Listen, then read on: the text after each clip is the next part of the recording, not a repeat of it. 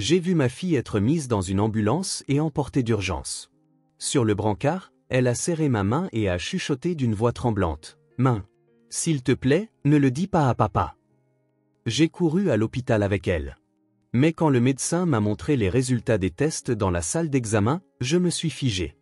Avant de commencer l'histoire, n'oubliez pas de laisser un like et de vous abonner à la chaîne pour voir plus d'histoires comme celle-ci. Je m'appelle Amanda Wilson. Je suis gérante dans le supermarché du coin. Je pars de la maison à 7 h du matin et ne rentre pas avant 20 h. Pour être honnête, c'est physiquement épuisant, mais je tiens le coup pour ma famille. Mon mari, Brian, travaille pour une entreprise de construction. C'est un homme bon et honnête. Et puis il y a notre trésor, notre fille de 12 ans, Chloé. Elle a tellement grandi ces derniers temps, et je réalise vraiment qu'elle n'est plus une petite fille.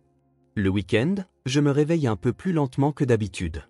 Je prépare le café dans la cuisine en regardant par la fenêtre. C'était un beau samedi. Brian est dans le salon, en train de lire le journal. Quand il remarque que je suis levé, il m'adresse un doux sourire. Nous n'avons pas vraiment de conversation particulière, mais je trouve du réconfort dans ces moments de calme. 14 ans de mariage. Rien d'extraordinaire, mais je pense que c'est ça, notre bonheur. Chloé semble encore dormir. Dernièrement, elle ne se lève pas facilement, même le week-end. C'est peut-être comme ça pour les adolescentes. Je crois que j'étais pareil à une époque. Quand j'ai posé la question à Brian, il a répondu sans lever les yeux de son journal, c'est la phase de rébellion. Toutes les filles de son âge sont comme ça. J'ai hoché la tête. C'est vrai que dernièrement, Chloé ne me parle plus autant qu'avant.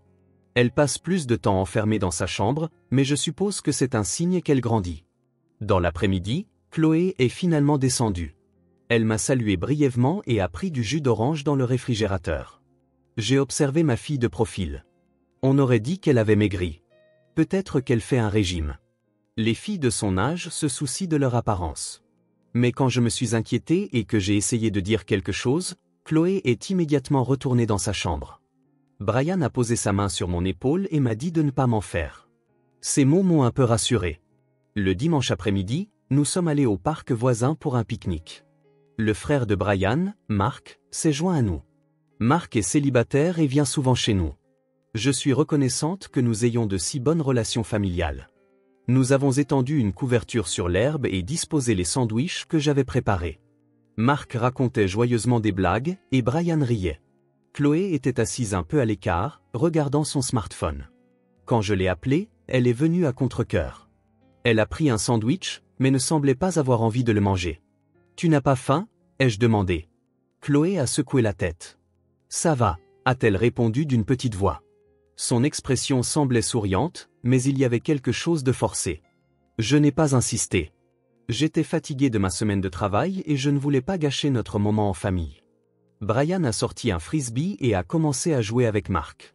J'ai appelé Chloé pour qu'elle se joigne à eux, mais elle a secoué la tête. J'ai pensé à participer moi-même, mais j'ai fini par rester assise sur la couverture à les regarder. Sur le chemin du retour, Brian a suggéré que nous allions au cinéma le week-end prochain. Chloé a donné une réponse vague depuis la banquette arrière. Mark a dit en riant, « Assurez-vous de m'inviter la prochaine fois aussi. » J'ai hoché la tête depuis le siège passager, espérant que nous pourrions passer plus de bons moments en famille. Lundi matin, je me suis levé tôt comme d'habitude pour me préparer pour le travail. J'ai frappé à la porte de Chloé et j'ai dit « J'y vais maintenant ». J'ai entendu un faible « Bonne journée » de l'intérieur. Brian était déjà parti. Au petit déjeuner, il m'avait dit que son chantier était loin aujourd'hui et qu'il rentrerait tard. Avant de partir, j'ai jeté un dernier regard vers la chambre de Chloé. La porte était toujours fermée. J'ai senti que quelque chose me tracassait, mais je ne savais pas quoi. J'ai regardé l'horloge. Si je ne partais pas maintenant, j'allais être en retard. J'ai enfilé mes chaussures et j'ai quitté la maison. Quand je suis arrivé au supermarché, la journée chargée habituelle a commencé. Ajustement des caisses, vérification des stocks, gestion des plannings des employés. En tant que gérante, il y a toujours une montagne de travail. Mais je ne déteste pas ce travail. Voir le sourire des clients fait disparaître ma fatigue. Et ce salaire me permet de subvenir aux besoins de ma famille. Je peux payer des leçons à Chloé et parfois, nous pouvons aller au restaurant tous ensemble. Ce jour-là aussi, j'ai travaillé jusqu'au soir. Quand je suis rentré, il était déjà plus de 20 h. En ouvrant la porte d'entrée, j'ai vu Brian qui regardait la télé dans le salon. Bon retour, m'a-t-il dit. Quand j'ai demandé des nouvelles de Chloé, il a répondu, elle dort déjà dans sa chambre. Je suis allé jusqu'à la porte de ma fille, mais je n'ai pas frappé. Je ne voulais pas la réveiller.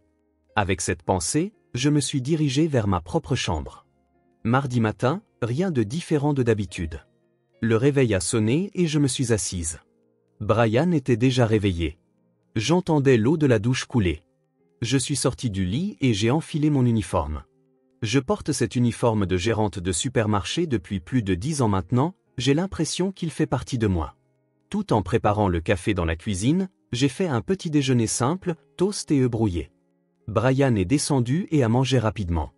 Le chantier est loin aujourd'hui, a-t-il dit. Même en prenant l'autoroute, il lui faudrait environ 2 heures pour y arriver, donc il rentrerait peut-être tard. J'ai hoché la tête. Fais attention, lui ai-je dit. Il m'a embrassé et est parti le premier. Je suis allé à la chambre de Chloé et j'ai frappé à la porte. Chloé, tu es réveillée? Tu es prête pour l'école? J'ai entendu une petite voix de l'intérieur. Oui, ça va. J'ai commencé à ouvrir la porte mais je me suis retenu. Dernièrement, elle n'aime pas que j'entre dans sa chambre. Je dois respecter l'intimité d'une adolescente. J'y vais maintenant, ai-je dit. Bonne journée, a été la réponse. Sa voix semblait plus faible que d'habitude, mais elle devait simplement être endormie. J'ai quitté la maison et suis monté dans ma voiture. J'ai démarré le moteur et j'ai regardé la maison dans le rétroviseur. La chambre de Chloé était au 2e étage. Les rideaux étaient toujours tirés. Je suis sorti de l'allée. Quand je suis arrivé au supermarché, une journée bien remplie a immédiatement commencé. Préparatifs avant l'ouverture, vérification des caisses, inspection de la présentation des marchandises, instructions aux employés, réponse aux demandes des clients. Même la pause déjeuner n'a pas été calme. J'ai mangé un sandwich rapidement tout en vérifiant les listes d'inventaire. Vers 14 heures, les choses se sont enfin un peu calmées. Je prenais une pause dans l'arrière-boutique. C'est à ce moment-là que mon téléphone portable a sonné. En regardant l'écran, j'ai vu que c'était Madame Parker, notre voisine. Elle a 65 ans, c'est une infirmière à la retraite, une femme gentille et attentionnée qui a toujours été bonne avec nous depuis notre emménagement. Quand j'ai répondu, j'ai entendu sa voix urgente. Amanda, il faut que tu rentres tout de suite. Chloé, il est arrivé quelque chose de terrible à Chloé. J'ai appelé une ambulance. Je suis devant chez toi en ce moment. Mon esprit s'est vidé. Je ne comprenais pas ce qu'elle disait. Chloé, quoi? Ma voix tremblait. Madame Parker a continué, en bafouillant. Rentre vite. S'il te plaît. J'ai raccroché et j'ai couru voir le directeur du magasin. Je lui ai dit que ma fille était emmenée en ambulance et que je devais partir immédiatement. Le directeur a semblé choqué mais a hoché la tête sans hésiter. Allez-y. La famille avant tout. Sans même le remercier, j'ai couru vers le parking. J'ai sauté dans la voiture et j'ai démarré. Mes mains tremblaient. Je n'arrivais pas à bien tenir le volant. J'ai pris une grande inspiration pour essayer de me calmer.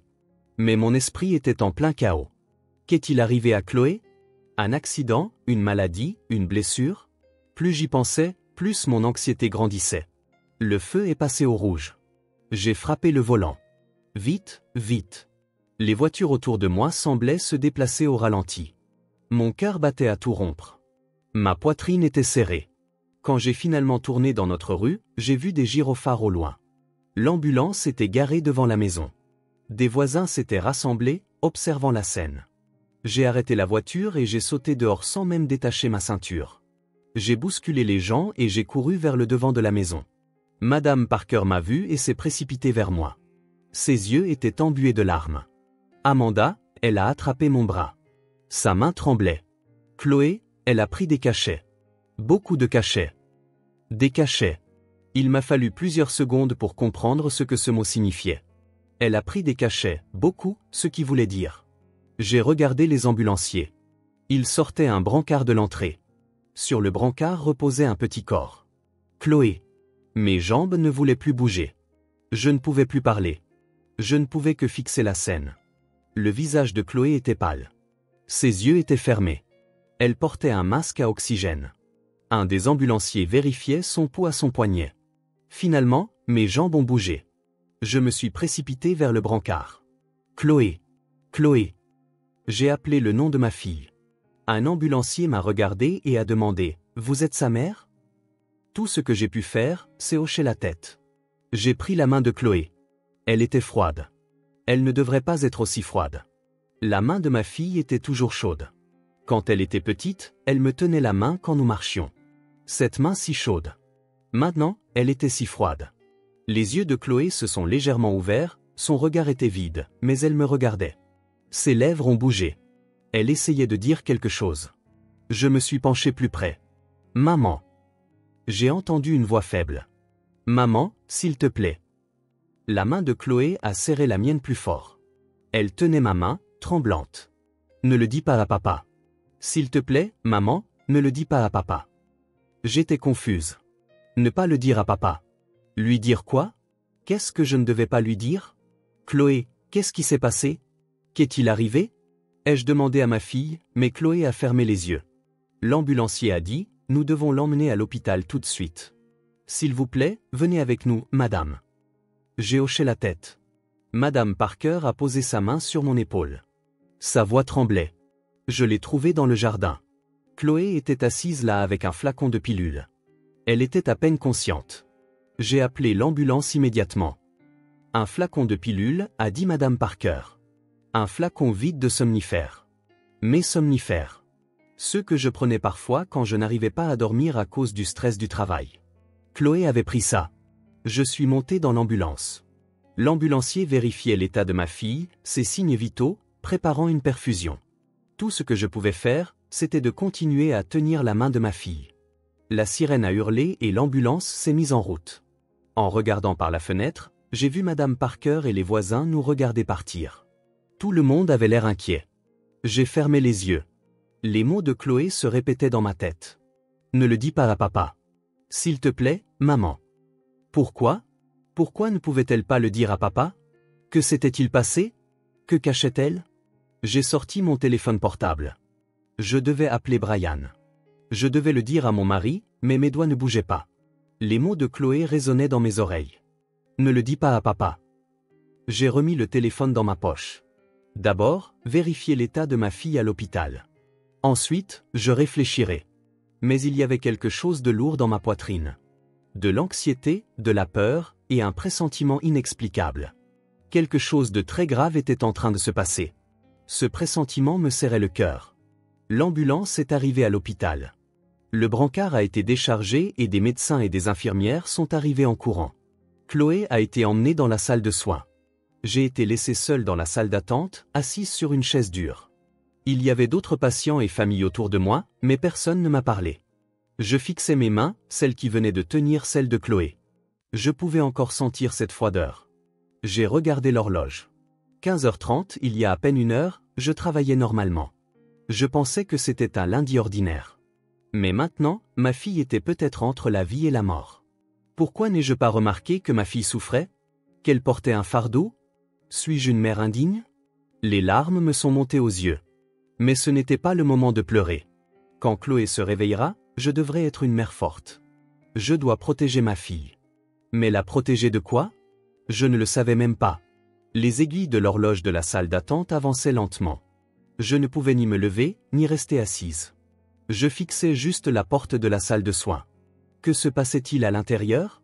Est-ce que Chloé allait bien? Plus j'y pensais, plus mon anxiété grandissait. Environ 30 minutes plus tard, la porte de la salle de soins s'est ouverte. Une femme médecin en blouse blanche est sortie, peut-être dans la quarantaine. Elle avait une expression calme, mais il y avait de la gravité dans ses yeux. Elle a regardé autour de la salle d'attente et nos regards se sont croisés. « Vous êtes de la famille de mademoiselle Wilson ?» Elle s'est approchée. Je me suis levé et j'ai hoché la tête. Je ne pouvais pas parler. Le médecin a doucement posé sa main sur mon bras. « Venez par ici, s'il vous plaît. » Nous sommes entrés dans une salle d'examen. La porte s'est fermée, étouffant les bruits extérieurs. Le médecin m'a offert une chaise. Je me suis assise. Elle s'est également assise sur la chaise en face de moi, me regardant dans les yeux. Laissez-moi me présenter. Je suis le docteur Sarah Thompson. Je suis responsable de la médecine d'urgence. Sa voix était douce mais sérieuse. Ma fille, ai-je demandé. Est-ce que ma fille va bien? Le docteur Thompson a marqué une pause avant de répondre. La vie de votre fille est sauvée. Nous avons effectué un lavage gastrique et retiré une grande quantité de somnifères. Elle est stable maintenant. Un souffle de soulagement s'est échappé. Dieu merci, Chloé est en vie. Mais l'expression du médecin ne s'est pas éclaircie. Elle a poursuivi. Madame Wilson, votre fille a fait une tentative de suicide. Ce n'était pas un accident. Suicide. Ce mot m'a transpercé la poitrine. Ma fille de 12 ans a tenté de se donner la mort. Pourquoi? Pourquoi aurait-elle fait ça? Je n'avais rien remarqué. Les larmes ont débordé. Le docteur Thompson m'a tendu une boîte de mouchoirs. Je les ai pris et j'ai essuyé mes larmes. Le médecin a attendu en silence. Après m'être un peu calmé, j'ai demandé « Pourquoi? Pourquoi Chloé a-t-elle fait une chose pareille? Que s'est-il passé ?» L'expression du médecin est devenue encore plus sérieuse. Elle a pris un dossier sur le bureau. Madame Wilson, ce que je vais vous dire est très difficile à entendre, mais c'est quelque chose que vous devez savoir. J'ai retenu mon souffle. Mon cœur battait à tout rompre. Le médecin a commencé à parler lentement, choisissant ses mots avec soin. Lorsque nous avons examiné votre fille, nous avons effectué plusieurs tests. C'est la procédure standard pour les patients ayant tenté de se suicider. Et le médecin a fait une pause. Les résultats des tests ont montré que votre fille est enceinte. Enceinte. J'ai entendu le mot mais je ne pouvais pas comprendre son sens. Enceinte. Chloé. Ma fille de 12 ans. Ce n'était pas possible. Il devait y avoir une erreur. Le médecin, sentant ma confusion, a continué calmement. D'environ 3 mois. Et Madame Wilson, ce n'est pas tout. Pas tout. Il y avait plus. Je fixais le médecin. Ses yeux semblaient contenir un mélange de sympathie et de colère. Votre fille avait d'anciennes cicatrices sur le corps. D'après l'examen, ce sont des preuves d'agression sexuelle et pas seulement une fois. Il y a des signes qu'elle a été agressée à plusieurs reprises. Le monde s'est effondré. Agressée sexuellement, à plusieurs reprises. Ma fille, ma précieuse Chloé. Quelqu'un l'avait, à plusieurs reprises. Je ne pouvais plus respirer. Ma poitrine s'est resserrée. C'est un mauvais rêve. Ça doit l'être. Mais le visage sérieux du médecin me disait que c'était la réalité. Qui? J'ai réussi à articuler. Qui a fait ça? Le médecin a secoué la tête. Votre fille n'a pas encore parlé. Mais Madame Wilson, c'est un crime. Nous devons le signaler à la police. Et votre fille a besoin d'un soutien psychologique. Je me suis levé. Laissez-moi voir ma fille tout de suite. Le médecin a hoché la tête. Je comprends. Mais votre fille est encore sous le choc. S'il vous plaît, soyez douce avec elle. Mes pieds semblaient lourds en marchant dans le couloir jusqu'à la chambre d'hôpital. Chaque pas me paraissait une éternité. Le docteur Thompson a ouvert la porte de la chambre. À l'intérieur, j'ai vu Chloé enveloppée dans des draps blancs. Les yeux de ma fille étaient ouverts. Quand elle m'a vu, des larmes ont coulé sur ses joues. « Maman » m'a-t-elle appelé d'une voix faible. Je me suis précipité vers le lit et j'ai serré Chloé dans mes bras. Le corps de ma fille tremblait. Si petit, si fragile. « Je suis désolé. Je suis désolé, répétait Chloé. J'ai caressé les cheveux de ma fille. Tu n'as pas à t'excuser. Tu n'as rien fait de mal. Maman est là. Tout va bien aller maintenant. Mais Chloé continuait de pleurer. C'est ma faute. Je suis sale. C'est pour ça. C'est pour ça. Non, ai-je dit fermement. J'ai attrapé les épaules de Chloé et j'ai regardé ma fille dans les yeux. Ce n'est pas de ta faute. Absolument pas. Les larmes de Chloé ne s'arrêtaient pas. J'ai de nouveau serré ma fille dans mes bras. Et puis, j'ai dû poser la question que je devais poser. Chloé, qui est-ce? Qui t'a fait ça? Le corps de ma fille s'est raidi. Un long silence. J'ai attendu, sans la presser, mais j'avais besoin de connaître la vérité. Oncle Marc, a dit Chloé d'une petite voix. Oncle Marc. Mon esprit s'est vidé. Marc, le frère de Brian, notre famille, quelqu'un en qui nous avions confiance, l'oncle de ma fille. Quand? Ai-je demandé, ma voix tremblante. Chloé a fermé les yeux. Il y a 6 mois, il a dit qu'il m'aiderait avec mes devoirs. Au début, il m'aidait vraiment. Mais un jour, les mots de ma fille se sont bloqués dans sa gorge. J'ai tenu la main de ma fille. Continue. Dis juste ce que tu peux dire. Après que maman soit partie au travail, oncle Marc a changé. Il m'a menacé. Il a dit que si je le disais à quelqu'un, maman perdrait son travail et la famille s'effondrerait. La colère a monté en moi. Marc, comment a-t-il pu? Comment a-t-il pu faire ça à ma fille? Mais les mots suivants m'ont encore plus dévasté. Maman. Ma fille a levé les yeux vers moi. Il y avait de la peur dans son regard. Papa était au courant. Quoi? Ai-je demandé à nouveau. Papa était au courant de quoi? Il y a 2 mois, un jour, papa est rentré plus tôt. Il m'a vu avec oncle Marc. Je pleurais. Papa a demandé ce qui s'était passé, alors je lui ai tout dit. J'ai eu le souffle coupé. Brian le savait. Il y a 2 mois. Mais Chloé a continué, papa s'est mis en colère. Contre moi. Pas contre oncle Marc. Contre moi. La voix de ma fille tremblait. Papa a dit que j'avais dû le provoquer. Que j'étais une honte pour la famille.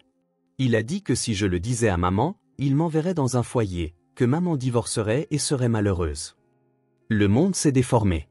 Brian, mon mari, n'a pas protégé notre fille. Pire que ça, il l'a blâmée, l'a menacée. J'ai serré ma fille fort contre moi. C'est fini maintenant. Plus personne ne te fera de mal. Maman te protégera. Absolument. Chloé a pleuré contre ma poitrine. J'ai pleuré aussi. De colère, de tristesse et de colère contre moi-même. Pourquoi n'ai-je rien remarqué? Pourquoi n'ai-je pas vu la détresse de ma fille? Le docteur Thompson est entré dans la chambre. Madame Wilson, dit-elle doucement. Puis-je appeler la police? Tenant toujours ma fille, j'ai hoché la tête. Oui, s'il vous plaît, appelez-les tout de suite. Et mon mari aussi. Mon mari a aussi commis un crime. Il n'a pas protégé notre fille. Il l'a menacée. Le médecin a hoché la tête avec une expression grave. Je comprends. Je vais m'en occuper immédiatement. J'ai continué à caresser les cheveux de ma fille. C'est fini maintenant. Maman est là. Tu n'es pas seule. Je continuais à murmurer ces mots. Mais au fond de mon cœur, une rage féroce brûlait. Une colère envers Marc et une colère envers Brian. 2 hommes qui ont trahi ma fille. Je ne leur pardonnerai jamais. Cette colère allait devenir la force qui me ferait avancer. Pour protéger ma fille, pour obtenir justice, même si cela signifiait aller contre mon beau-frère, mon mari. Je me battrais. La petite main de Chloé s'agrippait à mes vêtements comme si elle ne voulait pas me lâcher. J'ai doucement enveloppé cette main. Après que le docteur Thompson a quitté la chambre, je suis restée assise à côté du lit de Chloé. En tenant la main de ma fille, j'ai pensé à ce qui allait se passer. La police allait venir.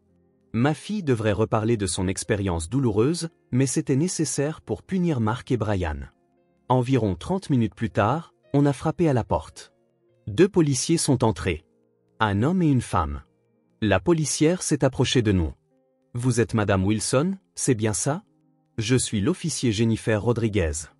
Voici l'officier Tom Harris. J'ai hoché la tête. L'officier Rodriguez avait des yeux bienveillants. Elle a regardé Chloé et a souri. Chloé, nous sommes là pour t'aider. Tu n'as pas à avoir peur. Chloé s'est accrochée à moi. L'officier Rodriguez a tiré une chaise et s'est assise, commençant à parler lentement. Chloé, dis-nous simplement ce que tu peux sur ce qui s'est passé. Prends ton temps. Tu peux y aller à ton rythme. Ma fille a légèrement hoché la tête. Et puis, d'une voix tremblante, elle a commencé à parler. L'automne dernier, il y a 6 mois, oncle Marc a commencé à venir à la maison. Au début, c'était environ 1 fois par semaine. Il m'aidait avec mes devoirs, les maths et les sciences. Maman était occupée par son travail, alors tout le monde disait que c'était utile. Ces mots m'ont fait mal à la poitrine, parce que j'étais occupée, parce que je ne pouvais pas consacrer de temps à ma fille. Mais un jour d'octobre, oncle Marc a changé. Après que maman soit partie travailler, il est venu dans ma chambre. Pas pour parler de devoirs. Il m'a touché. La voix de Chloé s'est étranglée. L'officier Rodriguez a dit doucement, « C'est bon. Prends ton temps. » J'ai dit que je ne voulais pas, mais oncle Marc a juste ri et a dit que c'était notre secret. Que si je le disais à quelqu'un, maman perdrait son travail. La famille s'effondrerait. Que tout serait de ma faute. Mon corps tremblait de colère. Marc menaçant une enfant de 12 ans. Après ça, il est venu 2, 3 fois par semaine. Toujours quand maman était au travail, quand papa rentrait tard du travail aussi.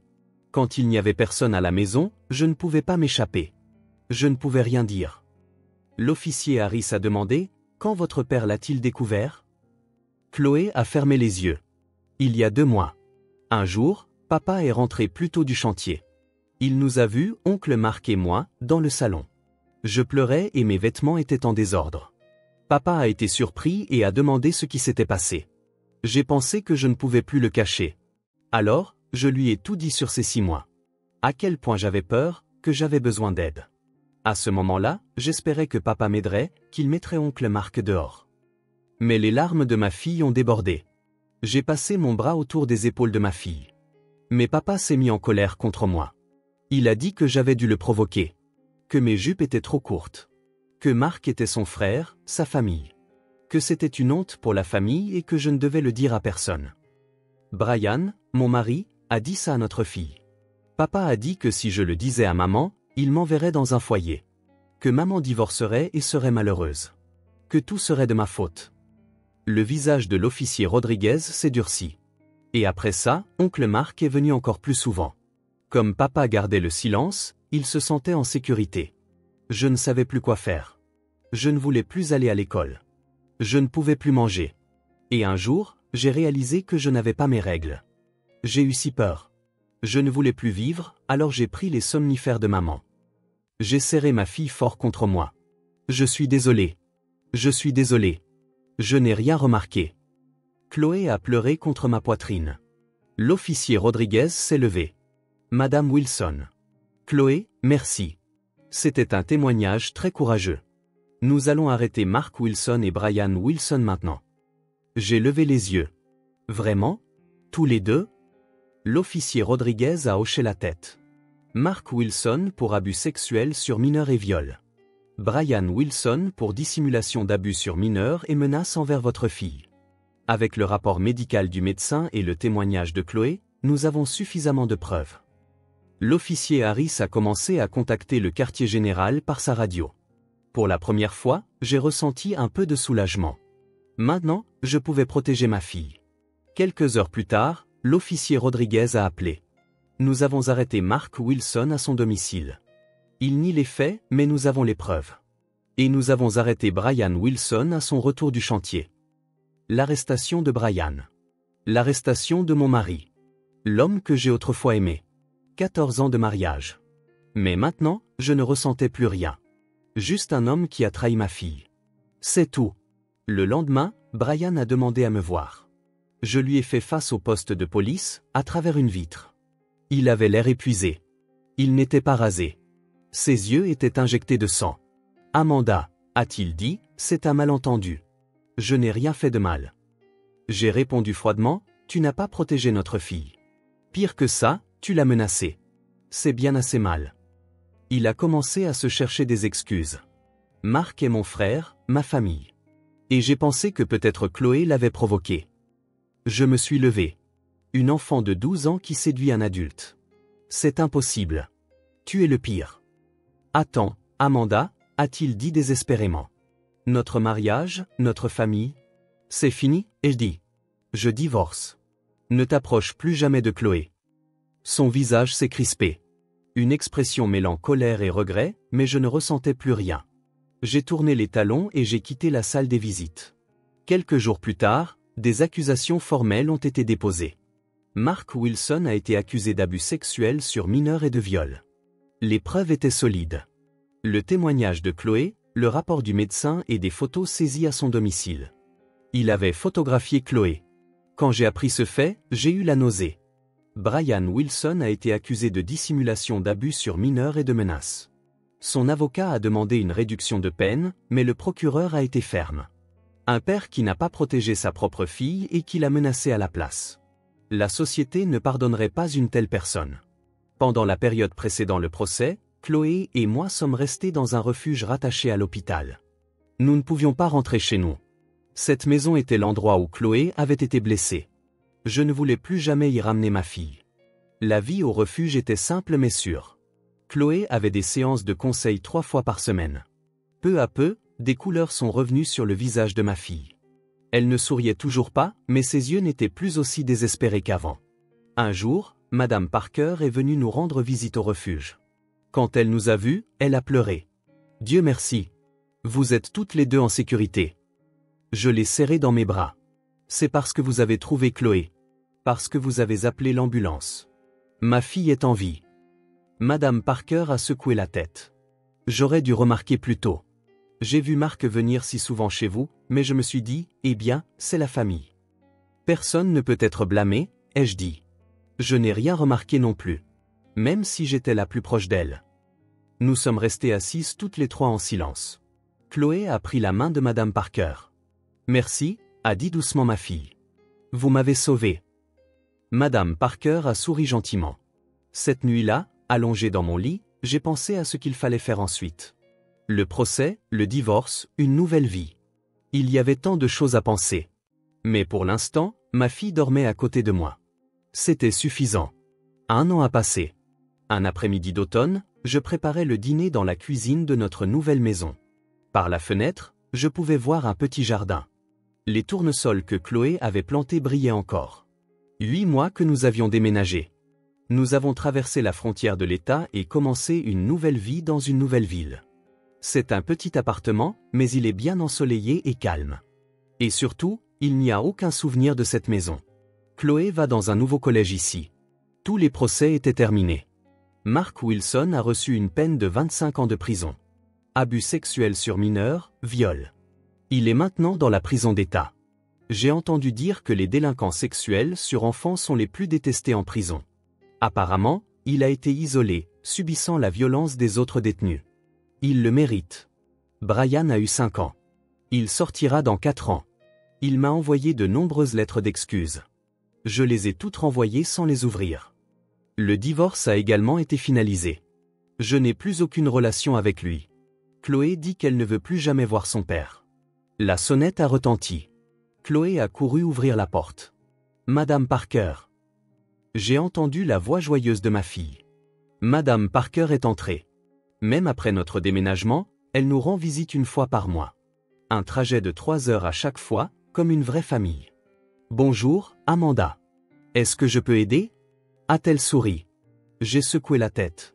Ce sera bientôt prêt. Asseyez-vous, s'il vous plaît. Nous nous sommes assises toutes les trois autour de la table. Pain de viande et salade.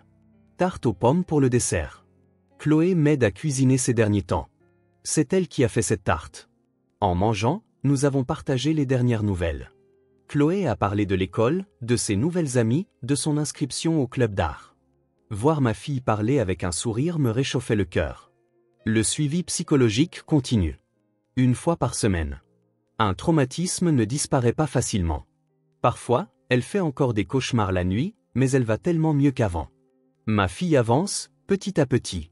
Concernant la grossesse, après de nombreuses discussions avec le médecin et la conseillère, nous avons choisi l'avortement. Les risques d'un accouchement à 12 ans, et surtout, les propres souhaits de Chloé. Ma fille a dit, si j'ai ce bébé, je me souviendrai toujours de ces hommes. Je veux aller de l'avant.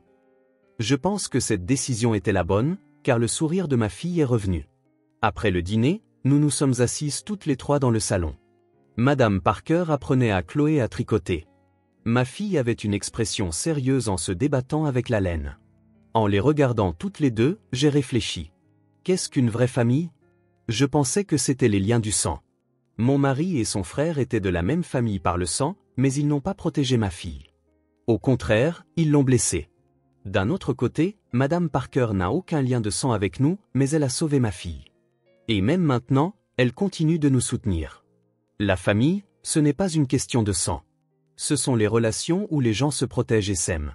C'est ça, une vraie famille. Je le comprends maintenant. Chloé m'a montré l'écharpe qu'elle avait terminée. Elle n'était pas parfaite, mais je pouvais voir qu'elle y avait mis tout son cœur. C'est pour toi, maman. Ma fille a souri. Merci, ai-je dit en la serrant dans mes bras. Je t'aime, Chloé. Ma fille m'a serré en retour. Je t'aime aussi, maman. Madame Parker nous a regardés toutes les deux et a souri doucement. Dehors, l'obscurité commençait à tomber. Mais à l'intérieur de la pièce, nous étions enveloppés d'une lumière chaude. Notre nouvelle vie, elle ne faisait que commencer. Il y aurait encore des difficultés à venir, mais nous avions la force de les surmonter. Et surtout, nous avions une vraie famille. En regardant le sourire de Chloé, j'ai pensé, nous avons survécu et nous continuerons à vivre ensemble. C'était suffisant.